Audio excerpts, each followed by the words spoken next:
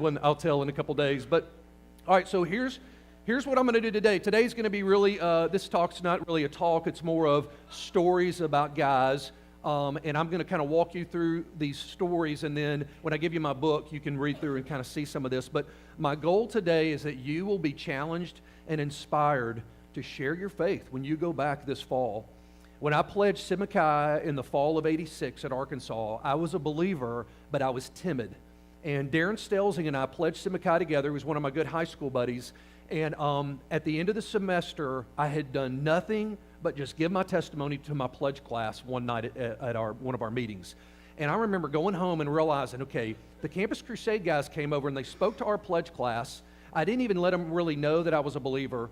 And they ended up starting a Bible study with some of my pledge brothers, leading a few of them to Christ. And all of a sudden, I remember over the Christmas break realizing, you know what? I kind of thought God was going to use me as a Christian in this fraternity. And so far right now, I have done nothing. And really, God doesn't need me. And if I'm not going to do it, He'll bring guys from outside my fraternity to win guys to Christ. And of all places, these guys were from the University of Texas, okay? So we had Texas guys coming in to our fraternity and leading guys to Christ. So I decided, I started kind of coming up with my plan, and this was my plan. Here's what I kind of started with, is I was like, okay, so we're going to have spring pledges, and I know they're going to get hazed, but I'm going to haze them for Jesus. So I'm going to stand up at pledge meeting, and I'm going to give my testimony. And this is what I did every semester until I graduated Arkansas, is I would stand in front of the pledge class, I would give my personal testimony like you guys have been doing here, and then I would say, I'd pass out a 3x5 card, and I'd say, I want you to write something down for me. And that is, if you were to die tonight, how sure would you be that you would go to heaven on a scale from 0 to 100?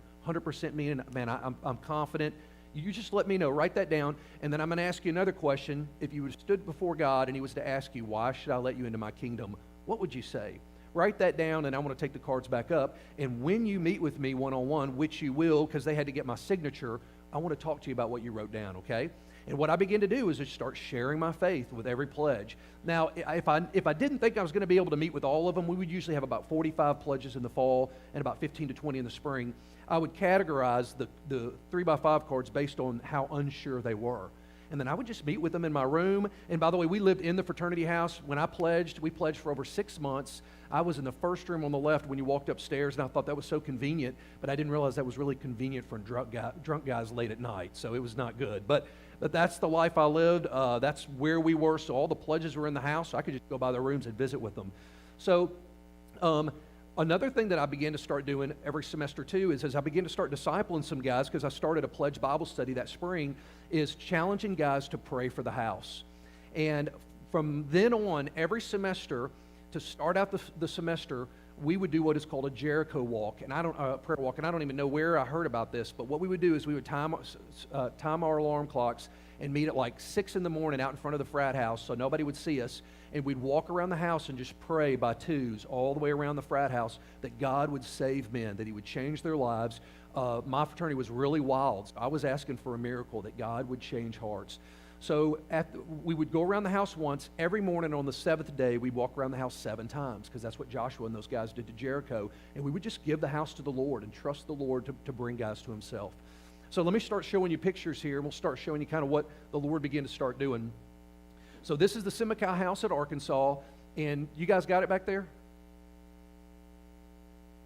And then I'm going to just start telling you stories and kind of what we saw happen. But Darren Stelsing, that you need to find somebody else that you can have accountability with. Darren was that guy for me. Now, Skip Stelsing was Darren's older brother, and he's who helped recruit me to Sigma Chi. So Skip was the picture right before then. This is Darren and I at a wedding a few years after I graduated. The next picture is Skip. Skip was really an inspiration to me. I remember my sophomore year, at the end of my sophomore year, Skip telling me, hey, Isaac, I'm going to move back in the fraternity house next year. And I thought, man, that is insane. I mean, I had to live in the house as a freshman. I couldn't imagine as a Christian moving back in the house, but Skip did have a ministry for his senior year, and I was so inspired I did the same thing. So let's move on to some other pictures, okay? So I want to tell you about these guys right here. Jim Lansall's on the far left. My senior year, when I was living in the house, Jim Lansall came to my room one night, and he sat down on the couch, and he had come to our house Bible study a few times, and he said, Isaac, I'm just really tore up because a buddy of mine got killed in a car wreck this past weekend. And I just listened to him for a little bit. He was sitting on my couch, and I was sitting on my bed just talking to him, and I said, Jim, have you been thinking, what if you would have been in that car? Where would you be right now? And he goes, man, That's what's really shaking me up. And I just had 4 spiritual laws. I would keep it in my wallet, and I would just thought it's just easy, it's simple, it keeps me on track. It doesn't help me keep me from rambling. It keeps me on track. And I just walked Jim through the gospel, through the 4 laws, and he gave his life to the Lord that night. Ended up really being faithful in the house. Went on staff with Cru up in Clemson. And then there was this guy named Chad Young who was a Sigma Nu at Clemson. He told me years later, and he went to Cru one night, and he didn't like it because he thought everybody was kind of weird. But these cool guys, Jim Lansall and James Stecker, walked into his fraternity house and started speaking. And then that's how Chad got involved with Cru, and now Chad's our regional director for the Southeast. But Hunter Hall's there in the middle to the right, and I was leading a study one night, and Hunter came to the study, and the next day came up and found me in the fraternity kitchen area and said, Isaac, it clicked last night. But later he would explain he trusted Christ. He was so convicted by something that was said in the Bible study that he went down in the chapter room and got on his knees, gave his life to the Lord, ended up coming on staff with Cru, went to LSU for a few years, then went back to be the director of Cru for 7 years at Arkansas, and he really helped the Sigma Chi legacy continue on. So I'll show you a lot of pictures with him in a minute. Bill Cobb, we called him Wild Bill Cobb, and the reason we called him Wild Bill is his name was Bill, and he was wild. And Wild Bill, I stood up, and sometimes you do stupid stuff, but God uses it anyway. And it was Halloween, beginning of my senior year. It may have been my junior year, but I was in a Christian bookstore somewhere, and I found this little booklet on the evils of Halloween and demonic witchcraft and stuff. And I thought, oh, this is a great idea. I'm just going to try to scare the hell out of all the guys and then tell them about Christ. So I stood up at dinner. I was like, hey, guys, I know we got a party tonight, but I'm doing the Bible study in the nice room at 6 o'clock, and we're going to talk about Halloween. So I don't remember what I said. I can't remember who was there, but Bill Cobb came that night. And he told me later that he could not even sleep for the next week. He was so shaken up by the Bible study. So Darren led my little fraternity brother to Christ, Mark Jones, and Mark was sitting in my room on my couch, and I walked in, this was about a week later, I walked into my room, and Jones is on my couch, who Darren led to Christ, and Jones is leading Bill Cobb in the 4 laws. So I was like, I didn't want to interrupt it, so I was like, hey guys, I'll be right back. So I leave, come back, Bill Cobb's given his life to Christ, just takes off, and by then we were leading 2 Bible studies in the house, and Bill would come to both of them. Now Bill helps oversee the leadership of the Baptist Hospital in Little Rock, and still supports my ministry. But that's Bill. Brandon, I mentored him some in high school and specifically rushed him to have another believer in the house. And we hosted Charity Bowl, which you guys know on some of the campuses. I know Sigma Nu does it at Ole Miss. And he was 3rd string quarterback at Arkansas, so we won Charity Bowl every year. So, all right, so next picture. We're going to start moving a little faster. But Jim, Jim, the one who trusted Christ with me, and Hunter trusted Christ in my Bible study, mentored this South Korean guy. They helped lead to Christ.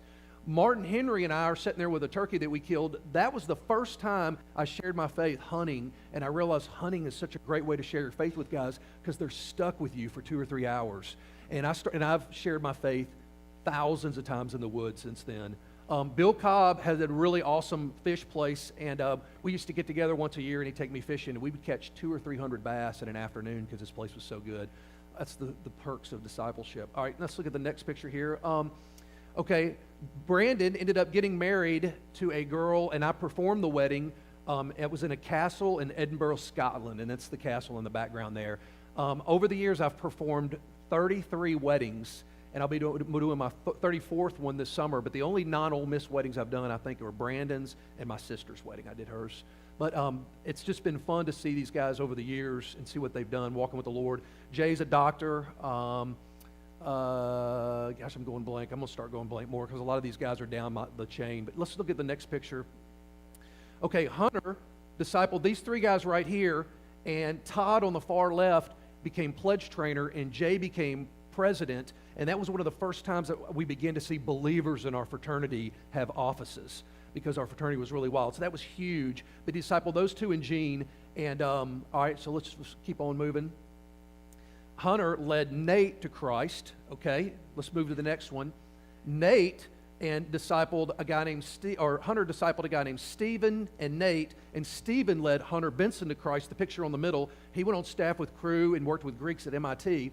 And then Hunter told me he led this guy on the bottom left down here, Chris, to Christ, because Hunter had gotten a DUI, and then Stephen led him to Christ the next day. And then the next year on the same day, Chris got a DUI, and Hunter led him to Christ the next day, okay? So let's look at the next slide. I think that's about it. And then those guys were leading the Bible study at the time. But guys, I've counted this morning. I've never done this before. But in those pictures I just showed you, 9 of those guys went into full-time ministry for at least 1 year, and 8 of those guys trusted Christ with us. So it just shows you if you'll just simply step out in faith, there is nothing special about me. There's nothing about me or Skip. We're just normal guys. But we opened our mouth and we shared our faith. If you don't open your mouth and share your faith, you're not going to see anybody trust Christ. And if you don't open your mouth and share your faith, what are people going to think they need to do to be like you? Is be good, be nice, cuss less, don't sleep around as much, and maybe I'll go to heaven like Isaac and Skip and those guys. You've got to share your faith. By my junior year, we didn't have chaplains in those days at Arkansas, so I kind of became the eternal chaplain, and I would do devotions out of our ritual book. I wouldn't take my Bible to chapter. I'd go pick up the ritual, and I would take the scripture in our ritual and use that to give the devotions, because the guys couldn't say anything then because I was using the Simachai to share the gospel. And y'all, I got pretty bold my senior year, and I would say things like, some of you guys think you're going to heaven because you're Simachais. And I read the passage one time where Jesus said, many of you will come to me and say, did I not do miracles? Did we not cast out demons in your name? And I will say, you depart from me, I never knew you.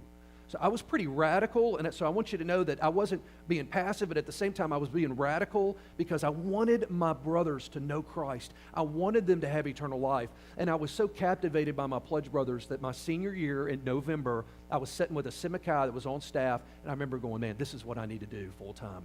I was thinking about youth ministry. I was thinking about seminary, being a pastor. And I was like, anybody can be a pastor. Anybody can work with high school kids, but not anybody can walk into a fraternity and share Christ with fraternity guys. So I've got a blank slide here because at some point down the Simachai chain, the guys quit sharing their faith. They quit discipling guys, and the ministry at Arkansas died in the Simachai house. But God was faithful, and he brought a guy with student mobilization in. He met a pledge named Joe Boone to Christ, and met with Joe, and that's the next slide, led Joe to Christ. Joe kick-started the ministries in the back of the Simachai house here, and now the ministry is going really well again. I got to go back to Fayetteville and speak to the pledges this past fall. It was the first time I'd been back at the frat house in 20 years, and it was just really exciting to see that Joe started the ministry. Now he's on staff with Stu Moe, and he's still keeping the ministry going in that house. All right. So you've got Skip, who mentored me. Those are the 4 guys. Let's see, 3 of those came to know the Lord with us, and then you can see the guys that they discipled, and then to Chris, and then at some point it stopped, and then Joe Boone started it back up. But I want you guys to see the influence that you can have, because not only do you influence those guys when you see them come to Christ, but you influence who they marry. But Hunter and Jim both married girls while they were on staff with Crew and are raising godly families, and it's just amazing to see how these guys, how their lives changed. All right, now we're going to go to Ole Miss, and I'm going to talk to you about the Simachai house and the Sigma Nu house. I wish I had done this with the DG house at Ole Miss. We've seen hundreds of girls in Bible studies. At one point in the DG house, Delta Gamma house, we had 3 Bible studies were going on at the same time. I mean, the Lord has just had his hand in that sorority. The Tri-Delt house, I remember one year we had 16 Tri-Delts go overseas with us. So the Lord has used Carmen Ray Musgrove, who was on staff with us, in a big ways. But now I'm going to go through the Simachai house, I believe, at Ole Miss first. So Bo Pennebaker's in the middle there. He was a Simachai. This is 19 years ago. And Gordon Fleming's on the left. He's a Sigma Nu. Now, I'll just say real briefly, above them, Stephen Poppin in the blue shirt, I took him to lunch on my birthday, October the 4th, 19 years ago, and he trusted Christ with me. And every year since then, every year on October 4th, I get a phone call from him, and he always says, happy birthday, Isaac. And I'm always like, happy birthday, Stephen. And I always tell him his spiritual birthday is much more important than my physical birthday, but he calls me every year on my birthday. And, okay, so Bo Pennebaker in the middle. Bo started a Bible study in the house, and I was mentoring Bo at the time, and only one person came at first, and his name was David Robbins. We call him D-Robs. And D-Robs ended up coming to know the Lord, and let's flip to the next picture. And D-Robs helped, I'm sorry, we're doing Sigma Nu first, my bad. Okay, so Sigma Nu, we're going to do Sigma Nu. Gordon Fleming is a Sigma Nu that I mentored 19 years ago. He was the only Sigma Nu in the house walking with the Lord. And Gordon just really started getting a desire to step out and share his faith and disciple guys, okay? So let's go to the next slide. David Ruff got involved. By the way, that's me smoking my first Cuban in a train in Romania. You used to be able to smoke in the trains back then. Those were the good old days. But we're with Ron Wetzel. Ron is on the right, and Gordon and I led Ron Wetzel to Christ. Ron ended up going that summer with us to Romania, felt God calling him to go to Italy, which was our new partnership, and he led a guy named Dan to Christ in Italy. And when I went over that spring break and Dan saw me and realized my name was Isaac, he said, "Oh, my spiritual granddad," and he came up and hugged me. It was just really cool that Dan got it, you know. But, all right, so David and Ron the next year started making the Sigma Nu Pledge class come to Cru every semester, at least one time to our weekly meeting. And you can flip the next picture. That's Greek Summit. That's Greek Summit about 16 years ago, and half those guys are Sigma Nus. Okay, Ned Weichel, I Facebooked him last night, y'all. He has non-smoker's lung cancer, and he's not doing well, so a lot of us are praying for him. Wills Asimikai right there in the bottom is the one who got Joel involved, which I'll talk about in a minute, and then Tommy Tosh is on the right there. And by the way, the GreekLegacy.org, when we put it up and we launch it in August, we're going to have all our videos, and we're going to have all that online, and we're going to have Tommy Tosh's testimony on there, and one of the talks that I do in the fraternity and sorority house, so you guys can use Tommy's story. But I'll show you Tommy real quick. So Tommy, real briefly, they brought Tommy to Cru one night. He comes down front, says, "Isaac, I want to meet with you and get lunch. Can we meet tomorrow?" We get lunch, and he says, "I'm miserable. I don't like getting out of the bed. What's my problem?" And Tommy that day would give his life to Christ. Fast forward 2 years, he was killed in a car wreck, but we had his testimony on video because he came down to Greek Summit. We had his testimony on video. So we did an outreach in memory of Tommy, and 4,000 students came. Tommy had made the 70 pledges in his Sigma Nu pledge class read more than a carpenter. So our students got together and they raised money, and we purchased over 10,000 more than the carpenters that they gave out on the Ole Miss campus. And Josh McDowell found out about it, called me. I said, "Hey, Josh, can you come speak?" He said, "Sure, I can come in 2 weeks." So we did this big outreach on the Ole Miss campus. 4,000 students came out, showed his testimony on the Jumbotron, and 240 students said they trusted Christ that night. And every fall from then on, we do these co-ed studies every fall, and we'll have over 1,000 freshmen come to these co-ed studies, and a Sigma Nu buys 1,000 Bibles for me, and we give a Bible to every person that comes to the study, and we just share Tommy's story, and we share the gospel, and we see about 150 students trust Christ every fall. So I would say because of Tommy's life, now we're into 1,500 to 2,000 students have come to know the Lord because of his life. All right, let's go to the next one. So that's when Tommy died, William really picked up the lead in the fraternity house, and we were having 50 Sigma Nus coming to the Bible study at the time because Tommy's life just really affected so many guys. That's after one of our slaughters over in the Delta. All right, let's move over to the next picture. All right, this is a few years ago, and this is Kyle Cole. You can see him in the middle with the blue North Face jacket on. Kyle was kind of a fringer, got involved with Cru, started dating a girl. They both got involved, came on staff, and Kyle's been one of my most faithful guys I've ever had. Kyle has single-handedly carried the Sigma Nu house for the last 10 years that he's been with me at Ole Miss. This is a picture just with him and Sigma Nus. I could tell you stories about all those guys. Carl Diffie was a pledge trainer, and he shared the gospel with tons of guys. He's the one with the striped shirt. DT was at Georgia, went on to Georgia, and he's going through staff training this summer. But those guys are in Florence with us on spring break doing ministry. All right. This is one of the most recent pictures. Will is going to intern with us this next fall. He's second from the left. You see Kyle, he's over there with Buck, who's done Greek Summit. The red shirt guy next to him, Connor's in Italy right now, so we can pray for them. And then Drew Taggart Drew Narmore on the bottom interned this last year, and he's going to intern again, and he's helping the Sigma Nu ministry go. So guys, the reason I show these pictures is to show you and encourage you and exhort you to do the same thing. If you will step out in faith, and you'll share your faith, and you'll disciple just a few people. Even if you say, "You know what, I'm intimidated right now. I'm such a young believer. I tell you what I'm going to do. I'm going to bring a Cru person in, and I'm going to let them lead the Bible study, and I'll just go help guys come to the study." There was a guy named Russell Flint that did that with me in the Phi Delta house several years ago. And I just said, "Russell, you get Phi Delta at the study, and I'll just lead the study. And we'll just read a chapter in the Bible every week, and we'll talk about it. And then what we'll do is we'll follow up each Phi Delta that comes to the study and share the gospel with him." And y'all, through the course of the semester, we shared Christ with every single Phi Delta that lived in the house because of Russell Flint. And Russell felt the Lord work on his heart so much that he came on staff. He was at Florida for about 4 or 5 years. mentored Peter Tebow, who ended up interning with us also for a couple years. That's Tim's brother. And then Russell is now helping pastor a church. So you just never know how God can use you. All right. Finally, let's talk about the Simikai House at Ole Miss. Oh, this is one of the Sigma Nu co-ed studies at the KD House.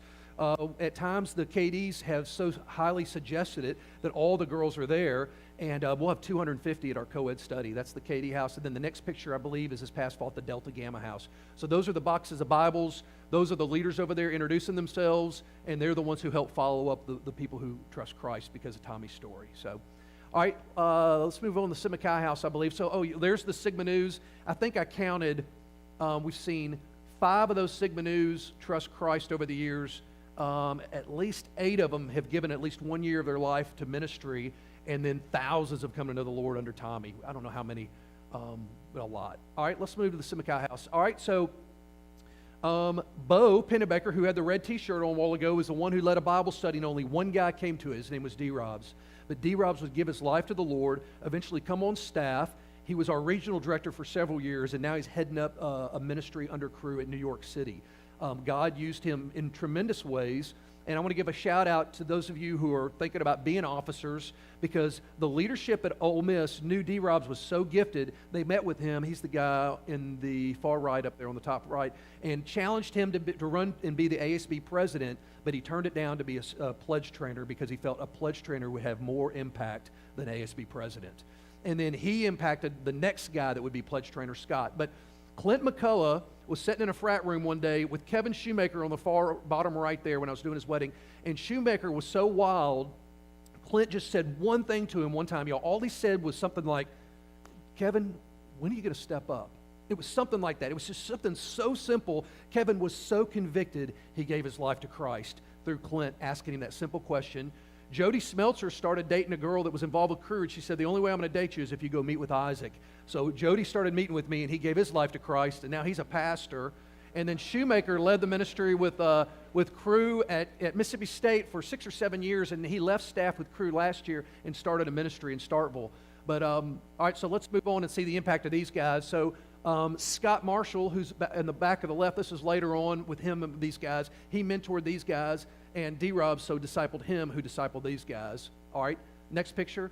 All right, so you had Will and Brewdog, that's what we called him. Will is the one who ended up sitting in that room that day with me and hotboxed Joel to go see Mackay. So let's see the next picture.